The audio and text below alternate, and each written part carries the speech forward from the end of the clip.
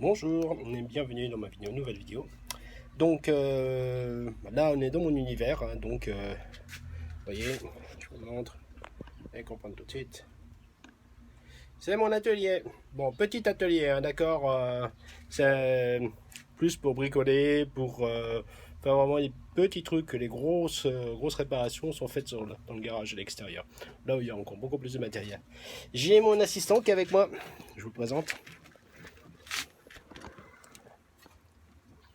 Bah oui. Donc le voilà, donc c'est un beagle. Un petit jeune de 4 mois. Donc, dans cette vidéo-là, qu'est-ce qu'on va faire? Je vais vous montrer comment démonter un moteur, comment le tester aussi, et remplacer les roulements en professionnel, c'est-à-dire éviter de faire des bêtises, parce que j'ai vu dans certaines vidéos sur YouTube qu'il y avait un gros problème, c'est que certains amateurs utilisent du matériel, montrent comment il faut faire, seulement le problème c'est que 1, c'est pas professionnel, 2, c'est mal fait, et 3, vous êtes sûr que vous allez recommencer dans 3 mois. 3 ou 6 mois, vous allez avoir un problème dans les roulements, ça va commencer à cuiner, vous allez avoir des problèmes parce que il s'est mal été monté dès le départ. Donc, effectivement, c'est pas le but recherché, hein, quand on démonte un moteur, qu'on change les roulements, c'est quand même pour qu'il dure quand même quelques années. Hein, suivant comment il fonctionne, bien évidemment, qu'on l'utilise. En général, 3, 4 ans, 5 ans, ça dépend dans quel environnement il travaille, si c'est dans l'eau ou si c'est secret. Donc, voilà nos petits moteurs que j'ai préparés. Hein, donc, j'en ai préparé deux à votre attention. Donc, un qui est, c'est une pompe, donc elle est morte. Mais ça va pouvoir vous permettre de voir comment est-ce qu'on extrait un roulement et quelles sont les précautions à prendre. D'accord. Et puis ensuite, on a celui-là. Donc celui-là aussi, c'est un moteur de pompe. Donc lui, il fonctionne hein, normalement. Mais bon, il disjoncte. Donc s'il disjoncte, on va regarder ensemble pourquoi ce moteur disjoncte. Et quelle en est la cause? Donc, je pose ma caméra ici. Voilà, donc vous voyez bien, c'est parfait. Je vais tourner un tout petit peu pour que vous voyez. Voilà, donc ici, je mets en marche mon contrôleur. Allume-toi s'il te plaît. Bon, là, j'utilise un appareil professionnel. Hein. C'est un contrôleur qui fait en même temps oscilloscope, donc on est dans du high-tech. D'accord? Bien, alors, comme on est des professionnels, on n'oublie pas de travailler comme des professionnels, c'est-à-dire de travailler avec des gants. Alors, vous avez vu que c'est des gants qui sont plastifiés, donc isolants, de préférence. Alors pourquoi on travaille avec des gants? Parce que tout simplement ce sont des isolants. Et quand on fait des tests, même hors tension, il vaut mieux quand même les mettre. D'abord parce qu'on va travailler plus proprement, ça c'est sûr. Et puis en même temps, bon ça ils sont tout neufs. Hein.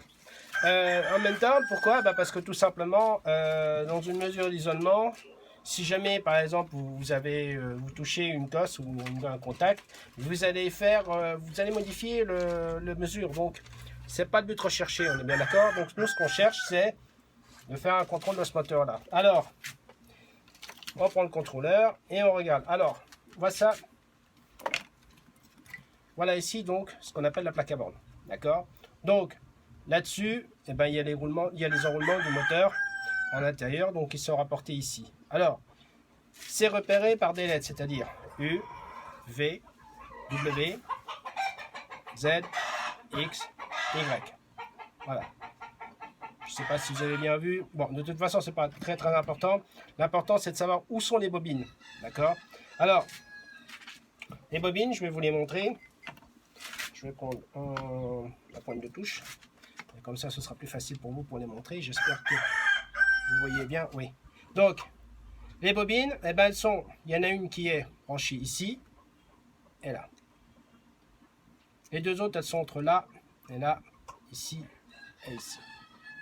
Voilà. Donc, ça, c'est les branchements. Quand on fait un couplage, le moteur, donc, c'est un moteur qui est en 220-380, d'accord? Donc, on ne branche pas en 380 puisqu'on est en 220. Hein. Alors, Ne me dites pas pourquoi, comment se fait-il que j'ai du 220 ici. Je vous explique tout de suite que malgré que je sois aux USA, j'ai une installation en panneau solaire et j'ai deux convertisseurs. Un qui m'alimente en 110 volts, l'autre qui m'alimente au 220 volts. Parce que ici dans mon atelier, j'ai encore du matériel qui fonctionne au 220 volts. Et c'est quand même plus facile d'avoir du 220 en 50 Hz en plus. Donc, le couplage se fait comme ça. Voilà. Donc, un couplage comme ça, on appelle ça un couplage en triangle. D'accord?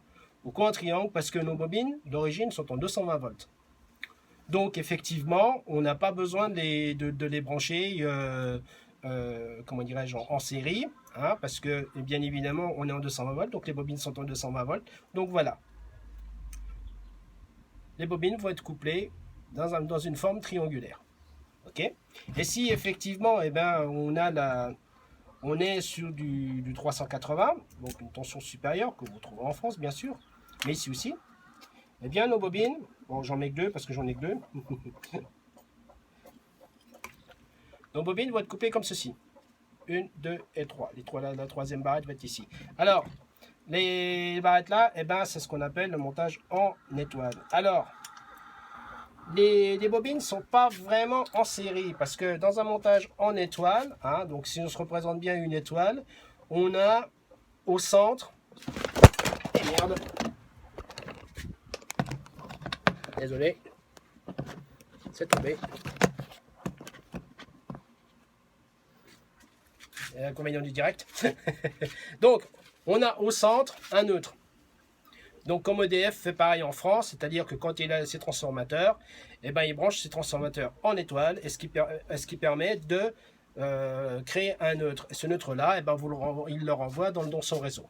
D'accord? Mais il est quand même couplé au neutre, couplé à la terre. Pourquoi? Ben, parce que tout simplement, il faut que votre différentiel fonctionne. Donc, c'est pour ça qu'on met un neutre à la terre en France. Bon, ici aux États-Unis, on n'a pas le problème parce que on est en biphasé, c'est-à-dire qu'on a du 220 sur les deux faces. On n'a pas de neutre ici. Donc, c'est un petit peu le danger. Donc, je sais que les gars qui travaillent ici aux USA, ils font très attention parce que même s'ils coupent un breaker, c'est-à-dire un disjoncteur, eh bien, il y a toujours du 220 volts qui peut arriver parce que si par exemple, enfin pas un breaker, mais si jamais par exemple vous coupez un interrupteur, l'interrupteur ne coupe qu'une phase, mais l'autre, elle est toujours là. Donc, quand vous changez une ampoule ou quand vous intervenez sur l'installation électrique, vous savez que vous avez du courant. Donc, on va couper le breaker, le disjoncteur, pour pouvoir être plus sûr de ne pas avoir de problème. Et puis, on contrôle. Et on contrôle comment? On contrôle par rapport à la terre, c'est-à-dire le fameux fil vert-jaune. Donc, ici, c'est vert ou jaune, parce qu'il y a du vert jaune, mais il y a aussi du vert et du jaune. Donc, ça, c'est les normes. Et donc, ce petit fil-là, hein, qui est ici, là, que l'on voit là, c'est le fil de terre, hein, c'est le fil vert jaune qui se branche à l'intérieur de l'appareil. Alors, le contrôle, comment on le fait? Bon, on débarrasse déjà le moteur dans un premier temps. Et puis ensuite, on va tester. Donc on teste la première bobine qui est ici. Donc là, ça ne répond pas. Je vérifie si mon ohmètre fonctionne. Oui, mon ohmètre fonctionne. Donc voilà. Donc, première bobine contrôlée. Alors je vais le mettre devant. Comme ça, vous allez voir, ce sera quand même beaucoup plus pratique. Donc, je fais le premier contrôle de ma bobine.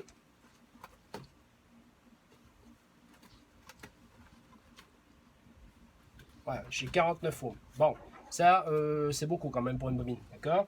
Donc, si je fais des essais de la deuxième bobine,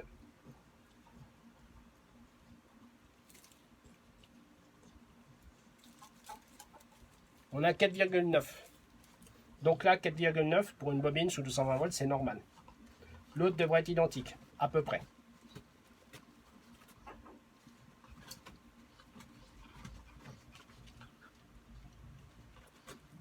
« 31 ohms, donc on a bien un problème avec notre bobinage. Donc effectivement, le moteur, ben là, il a un problème. Donc il a dû chauffer et puis les bobines ne sont plus les mêmes. Donc voilà le problème pourquoi il disjoncte. Donc si je me teste par rapport à la terre, je prends mes 3 bobines. Donc je suis en méga-ohmmètre, hein, d'accord? Je ne suis pas sur un ohmmètre classique, on est en méga-ohm. Donc là-dessus, lui, il monte quand même très très haut. Hein. Il monte jusqu'à 100 mégas. Donc c'est vraiment un appareil qui est performant. Bon, voilà, donc là on sait qu'effectivement le moteur, ben, il est cramé. Donc il est mort. Voilà, bon, alors maintenant, autre chose. Je vais l'éteindre, ce qui fonctionne sur batterie. Voilà. Ouais, l'avantage c'est qu'il a une RS de... Il a un connecteur ici, je peux le brancher sur un ordinateur quand je fais des mesures sur l'oscilloscope pour mettre en mémoire. Bien. Alors, quand vous avez votre moteur, donc on va le rebarreter pour vous montrer.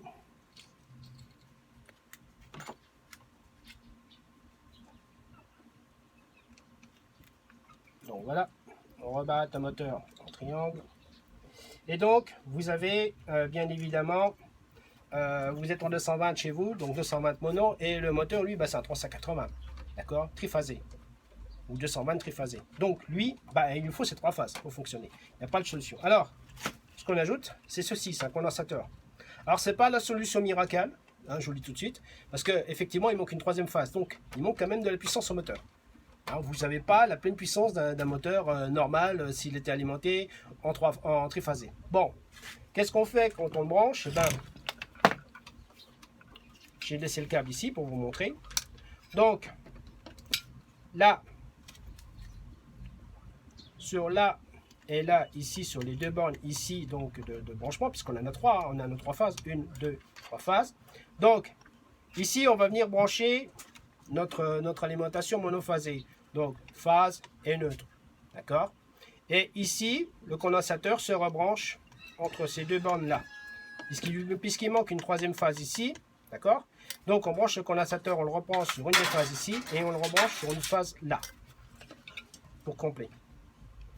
Maintenant, faites attention parce que suivant le couplage que vous allez faire tourner le moteur dans un sens ou dans un autre.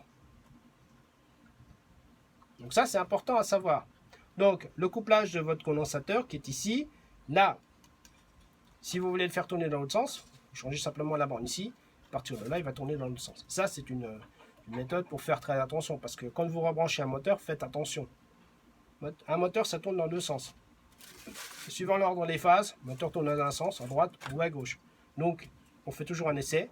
Ou nous, on a un testeur exprès qui montre le sens des phases, donc on sait comment on branche le moteur. Mais quand on n'en a pas, voilà ce qu'on fait. Bien. Ensuite, alors, on va passer à la deuxième chose qui vous intéresse certainement, c'est-à-dire comment changer le roulement d'un moteur. Eh oui, ça aussi c'est important. Alors, voilà notre bébé. Bon, ça c'est un moteur de pompe. Hein. Vous voyez, il est cramé. Et ici, donc j'ai enlevé déjà la première partie pour vous montrer, hein, parce que bon, c'est l'aliment de la pompe, donc c'est pas très intéressant pour vous. Donc voilà les bobinages qui sont ici. Hein. Donc, pas d'outil, arrête tes bêtises. Et ensuite, eh bien voilà donc l'arbre qui est là. Donc ça c'est le rotor, ça c'est le stator. Ok. Donc on a le roulement qui est ici. Voilà. Donc lui, bah, c'est lui à changer. Bon là il est bon, bien évidemment, le moteur a cramé avant que les roulements soient morts.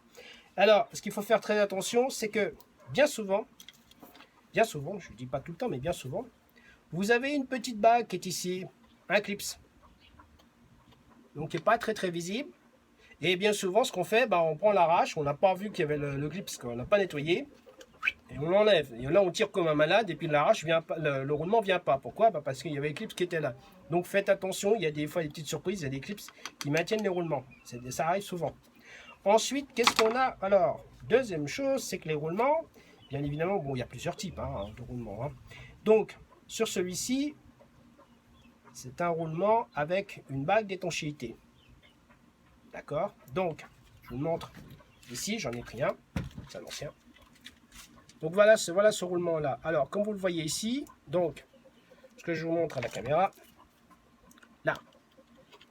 La bague d'étanchéité, c'est une bague en caoutchouc. Okay? Donc sur les roulements, il y a 2 types de roulements. Il y a le 2RS et 2Z. Alors, les roulements de RS, ce sont des roulements qui ont une bague métallique. Alors, je vous montre.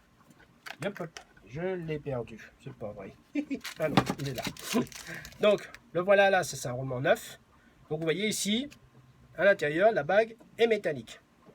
Donc ça, ce sont des roulements qui sont montés pour des moteurs étanche, mais juste à la poussière, d'accord?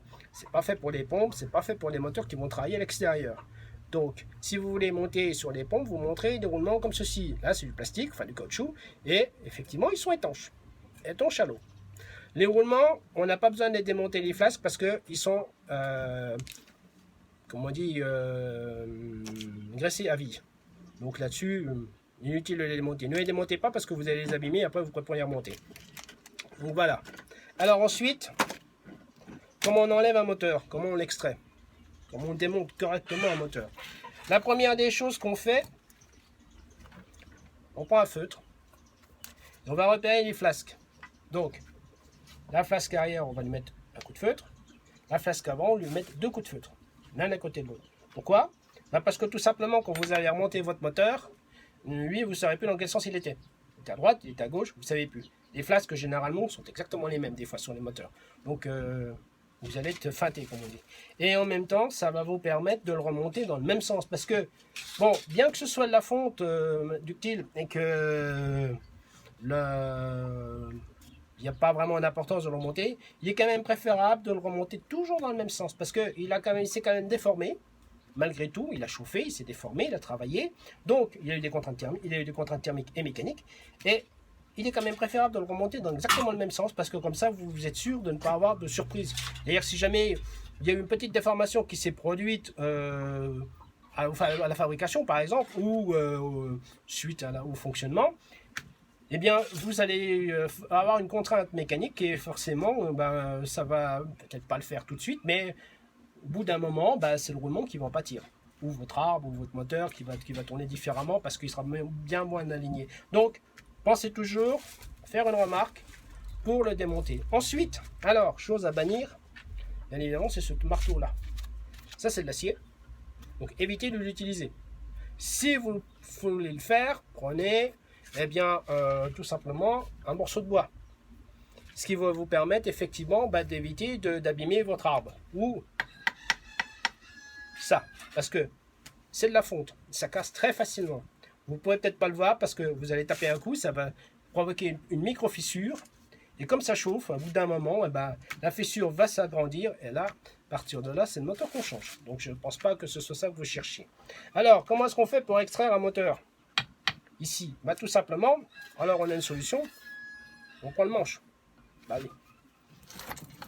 On prend le manche. Alors, bien évidemment, faites attention parce qu'ici, vous voyez, quand je vous dis de ne pas taper sur les arbres, ici, c'est que tout simplement, vous avez un pointage de calibrage. C'est-à-dire que si jamais vous avez un problème avec votre arbre, ce qui arrive des fois en industrie, c'est-à-dire que le roulement, il est complètement grippé.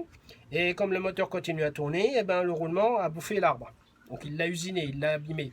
Donc pour le ramener chez un professionnel qui va refaire la réparation, donc lui il va recharger l'arbre et puis en même temps il va repasser un coup d'usinage. S'il veut l'usiner, il faut qu'il ait ses pointeaux. Donc ici, il y a le même ici. Bon voilà, je vous le montre à la caméra. Donc, vous voyez, il y a le pointeau qui est là. Donc quand le professionnel va venir, il va le monter sur un tour, il va mettre ses pointes. D'accord? D'un côté, il va mettre ses morts, mais de l'autre côté, il va mettre sa pointe. Donc, il va centrer sa pièce. Si jamais vous l'avez abîmé, la pièce risque de ne plus être centrée. Donc, automatiquement, le tourneur, lui, ne pourra rien faire du tout. Parce qu'il va falloir qu'il réusine, il va falloir qu'il réajuste. Donc, ça va être très, très long et très compliqué. Donc, pour éviter ça, en tant que professionnel, on travaille comme des professionnels. Donc, on évite d'utiliser ça pour taper là. Puis en plus, ici, n'oubliez pas que c'est un filetage.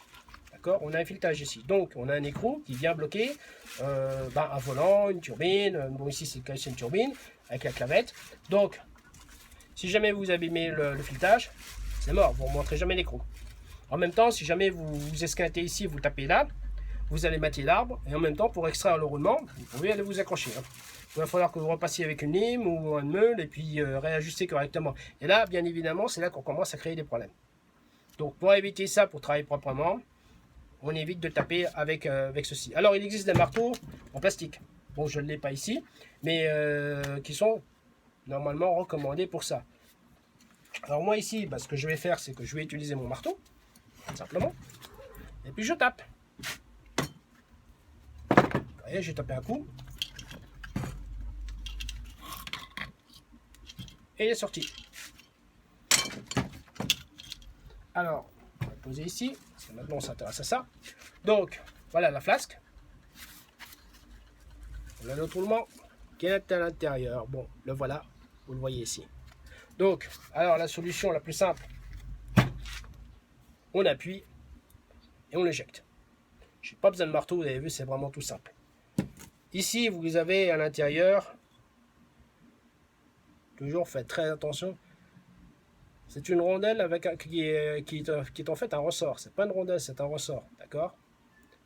Pourquoi? Parce que tout simplement, c'est pour compenser les mouvements que vous allez avoir de votre rotor. Le rotor bouge. Parce que suivant le champ électromagnétique qui est à l'intérieur, il va attirer le rotor à l'intérieur et quand il a arrêté, il va ressortir. Donc, c'est pour compenser ces mouvements-là. Donc, on compense et on l'empêche de bouger au maximum. Et puis ensuite, nous avons notre bébé. Là, voilà vraiment. Donc, lui, il est bon. Mais si vous pouvez regarder, c'est un métallique. Donc, d'un côté ici, on a du caoutchouc. Donc, étanche à l'eau, bien évidemment, puisqu'on est côté turbine. Donc, il est étanche à l'eau.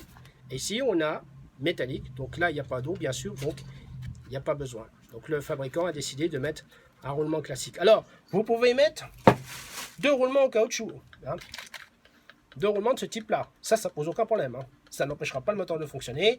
Et ce sera même mieux parce que, bon, effectivement, un moteur qui tourne dans des conditions humides, hein, vous voyez là, il y a les traces d'eau, donc effectivement le moteur a pris l'eau, donc le roulement forcément lui il a pris l'eau aussi, donc c'est pas techniquement le meilleur. Alors pour enlever un roulement, eh bien on est des professionnels, donc on utilise un extracteur, c'est cette pièce là.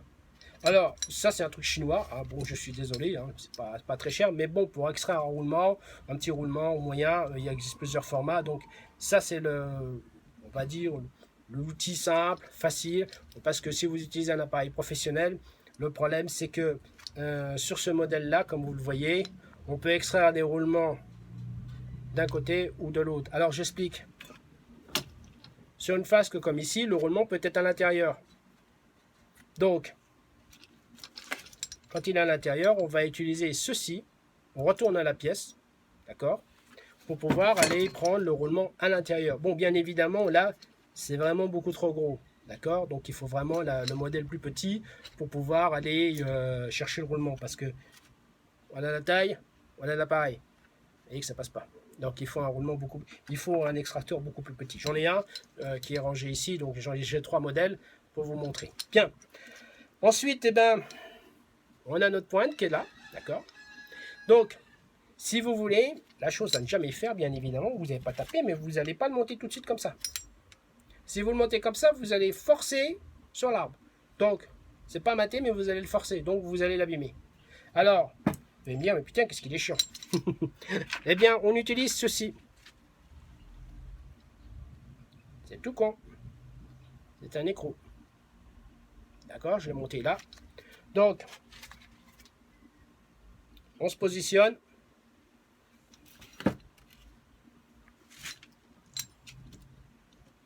Bien dans mon petit. Oui, t'es tombé. Bah, t'es tombé, c'est pas grave.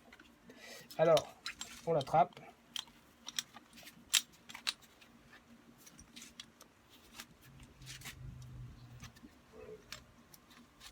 On se bloque.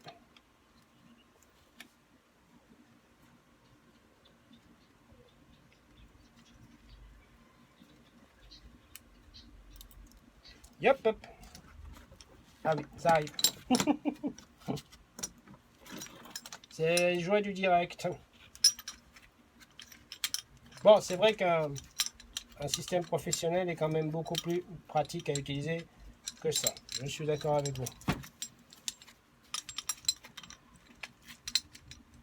Mais bon, quand on a... C'est pas des choses qu'on va démonter généralement tout le temps, donc c'est pas vraiment un investissement nécessaire, quoi. Bien là, mon bébé, voilà.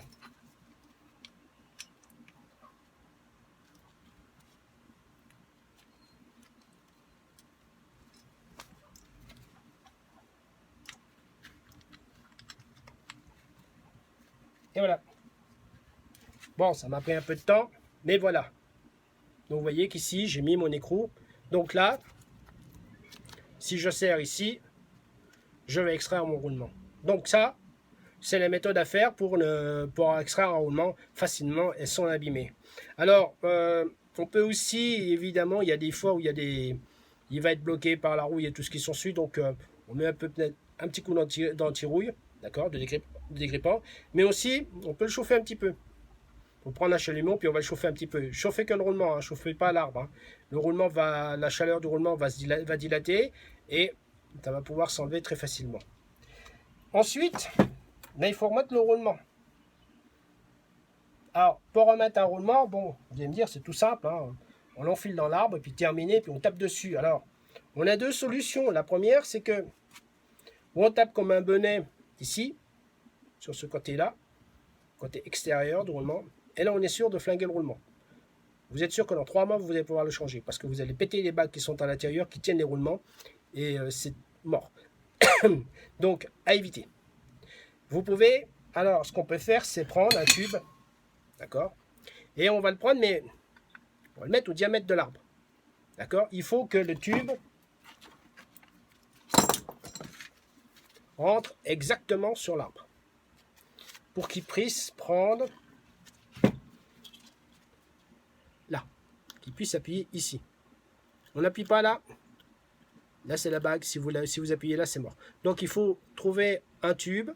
Bon, ça se trouve assez facilement. Bon, après, l'usiner, bien évidemment, parce que là, bon, en mécanique, chez nous, dans l'industrie, on en a une dizaine, une vingtaine de tous les types qu'on a gardés, parce que, bien évidemment, on les utilise pour extraire les roulements et les remettre en place. Donc, ça, vous trouvez ici et vous tapez là. Si vous n'avez pas ça, bien évidemment, ça arrive, vous pouvez utiliser aussi un autre système qui s'appelle un chasse. Un bédane, tout simplement. Donc là, à partir de là, avec un petit chasse, vous allez pouvoir taper ici tout doucement. Le problème, c'est que le roulement, lui, il ne va pas rentrer droit, il va rentrer un petit peu de travers. Donc ça va être beaucoup plus compliqué et beaucoup plus long. La méthode la plus simple, je vous la donne, c'est très simple. Vous prenez une poêle, mettez le roulement dessus, mettez un petit peu d'huile dessus, bien évidemment. Hein. Huile mécanique, hein, pas l'huile de friture. Et vous le mettez sur le feu. On va me dire pourquoi. Tout simplement parce que quand vous allez chauffer ce roulement-là, le métal, lui, va se dilater. Donc, il va se dilater un tout petit peu, pas grand-chose. C'est ce qu'on fait en mécanique. Hein. En mécanique, on a un appareil à induction. Donc, il y a un arbre qui le traverse. Il est posé sur un transformateur à induction. Ça chauffe très très vite. En quelques secondes, le roulement est à plus de 100 degrés. Mais ça suffit pour dilater l'arbre. Et après, vous le montez comme une fleur. Vous n'avez même pas besoin de taper quoi que ce soit. Vous l'ajustez, vous prenez votre tournevis, puis vous l'ajustez, il se monte comme une fleur.